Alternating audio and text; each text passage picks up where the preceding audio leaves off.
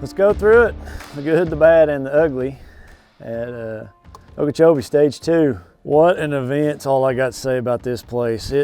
Man, the wind that first day. Really neat concept that Major League Fishing has allowed us to do is to be able to trailer to any location with a paid boat official in the boat. There's never a question of is there any legality problems or anything like that, or being on tournament waters, because we have a boat official in every boat. These guys are with us throughout the entire year.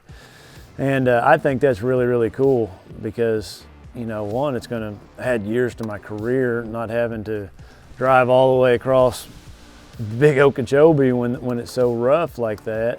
We were able to fish a day and kind of cool in the fact because I didn't miss a day at home. I got done there and I'm still on schedule to come home when I need to come home, so I like that too. But I was amazed how much water was moving.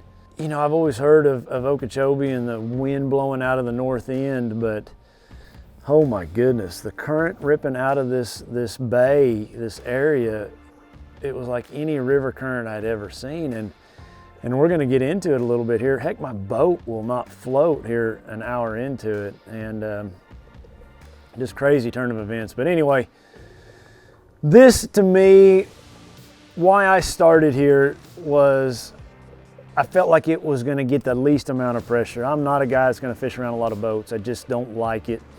And that whole North Shore was, in my opinion, the only other area from Harney Pond back to the where we took off from. That was the only other going to be fishable water once this wind event took place in my mind. And that was going to get a lot of pressure. And this in here was just a little bit dirtier water, a little bit shallower, just didn't have all those Florida characteristics that you read about that you need to have, but yet I had some bites in here and big bites, and I felt it was going to be protected because when I looked at the weather, it was going to blow north, then northwest, and then northeast, then east, and in my mind, this upper corner of Okeechobee was going to be protected from all those elements. The one thing I didn't take into consideration was I was going to lose a foot of water this first day, and I'd catch a gar right off the bat. And then with it losing so much water, that water just flushed back in when the wind stopped blowing or came from them other directions. It muddied it up beyond, I was blown away by the conditions of this event. I had never in my life witnessed anything like it at all. And in my experience in Florida, I kind of felt like just get some fish on the score tracker today. I had that mindset going into the day. And there's one right there. Man, what a way to start it. It was pretty cool. This fish right here, when I look at it, man, it's a perfect clump right here of reeds, and that current is just rushing out past it. Just barreling out past it. But see, like if you look back here, there it is right there. I'm gonna talk about it here in a minute once I catch it. I gotta watch this, I hadn't seen it yet. It was a good one. This is 20, 30 minutes into the day right here, and super, super excited to catch it.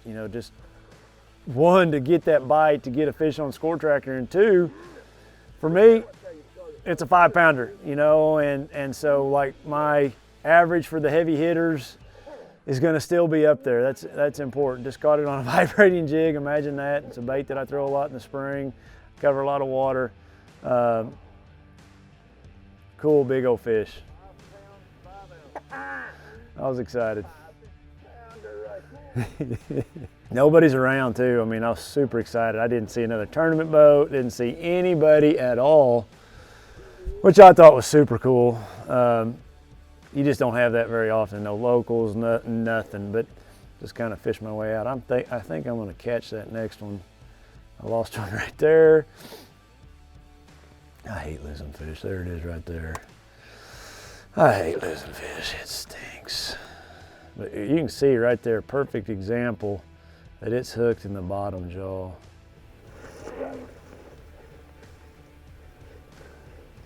Shallow though. When you're hooking them in the bottom jaw like this, they're just feeding down on it.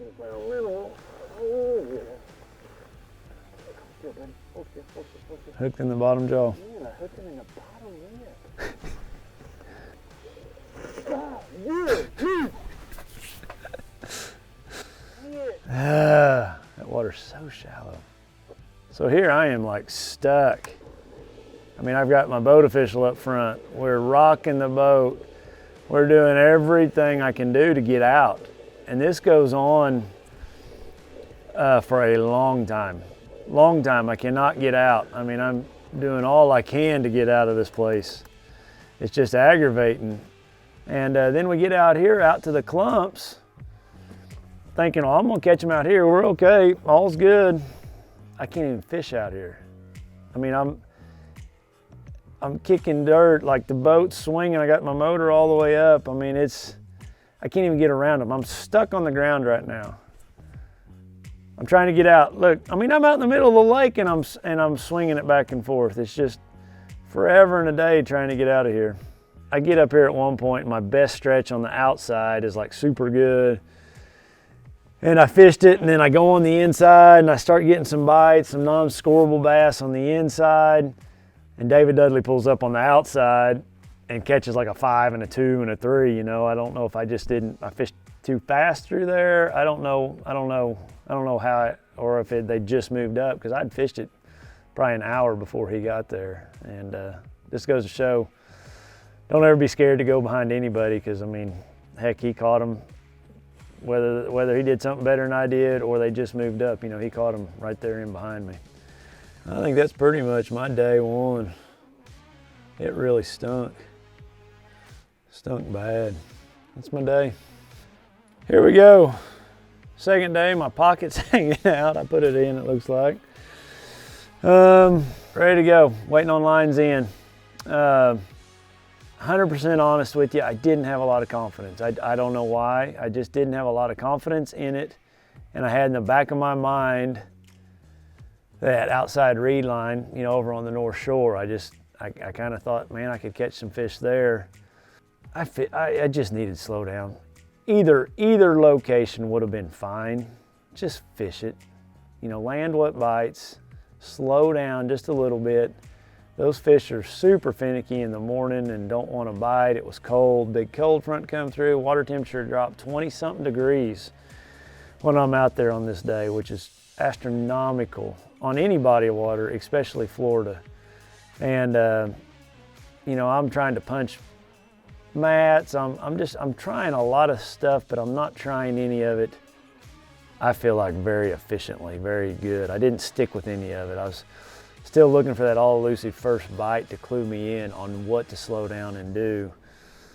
That's all I need is one scoreable. Then you get a bite. And it's not a scoreable bass. Gets you excited though for a split second. 1 pound, 13 ounces. 2 pound minimum, boys. I'm like, let's weigh them again. Let's just make sure them scales. 1 pound, 13 ounces. Them scales do not lie. Dadgummit. All right, moving on. Thing about it, you just need one bite and you'll be right back in it. God, darn it, that's a big one. Dang it. So frustrating. You just need them to land them. You know, all along I'm getting score tracker updates that everybody else is catching them. You know, that's something that, you know, really nobody knows that experience of that score tracker going off the entire time you're fishing. And it can work on you. I mean, because if you're not producing and you're falling down through the ranks, you know exactly where you stand at any given moment, any given second. And yeah, it stinks. Just adds to the day. It just adds a lot more drama, pressure to the day.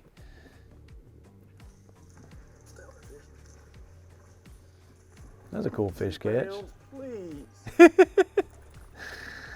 I'm just like, 2 pounds, please. I don't know if it is or isn't. I don't remember. I think that jig in his mouth, he's gonna weigh 2.5 pounds. 2 pounds even. Night, that took all day. That's so true. All day to catch a 2-pounder on Okeechobee. You know, that's another thing I want to say. My hat's off to those guys that did good, because I've never in my life fished outside of the lake in the canals, in the rivers. I don't have that kind of experience down there. You know, every time I've been there, I fished in the lake one way or another because I thought that's where you could win. That's where you do good. I didn't know the canals or the river would ever even be a factor. I tried some new shoes for this day, for like big fish shoes. They didn't work. I hadn't worn them since. I've worn them around here at the house. They're not good big fish shoes though. They didn't happen. Pretty cool right here. I think I catch a couple out of this clump.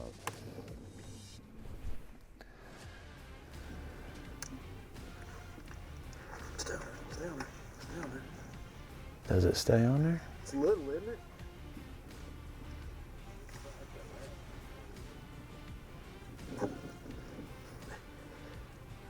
You found her.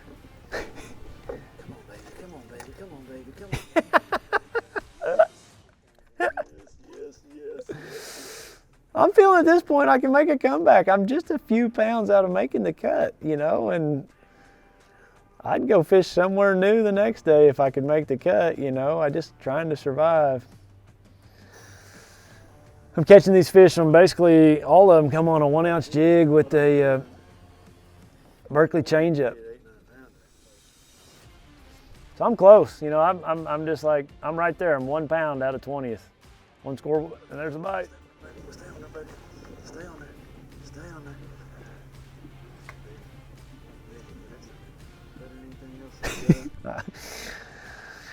there. You know, you need a fish really bad when you say it's a big one, and then you say, well, it's not big, but it's bigger than anything else I've had on today. And I think it's going to weigh about 3 pounds. Yes. Oh, I was feeling pretty good right here. Don't call it a comeback. Oh. That's 2 clumps, 3 fish, so I'm feeling good. I'm like, man, I got a bunch more in front of me, but I run out. Like there's 1 clump there, I don't get any bites. I think I have, I have like 3 bites over in another clump and I don't land one of them. And I missed the cut by, I don't remember, but it wasn't much. And I had 3 or 4 more bites here in the last hour, and a few of them were non-scoreable, and a few of them, you know, they were good ones. I just didn't get them in the boat for whatever reason, so wasn't meant to be. I caught an airplane ride home at 5 o'clock the next morning. There's one right there, and it's non-scoreable. And I made my son's basketball game, and his best basketball game I've ever seen him play. So, you know, I kind of look at the positive in it. Yeah, I'd love to have stayed and love to have been in the knockout round, but I didn't get to see him play his last basketball game for the season. So I was able to get home, played a great game. I was super proud of him. All in all, my grade here on Okeechobee, it wasn't, you know, I went into it really watching the weather. I never practiced anywhere south of the monkey box. I just felt like everything was going to be out of the equation with the wind coming around to the east. I felt like the east-west wall was going to be all out of the equation. It's a lake I like. I love it. I've caught monster bass there in practice. I got a lot to learn on it. You know, and that's hard to say 20 years into something. You think by now I'd learn enough, but that's a lake I got more to learn on. And it's ever-changing, ever-changing. That flipping and pitching, I think I'm out of position at times, watching myself, and you've got to make the most of those bites, and I haven't been making the most of them so far, especially in this event. And you know, I make the most of my bites, I make it to the next round, but I didn't, so it is what it is. I'm gonna move on. We're gonna live from it, learn from it, and go fish the next event. That's the plan.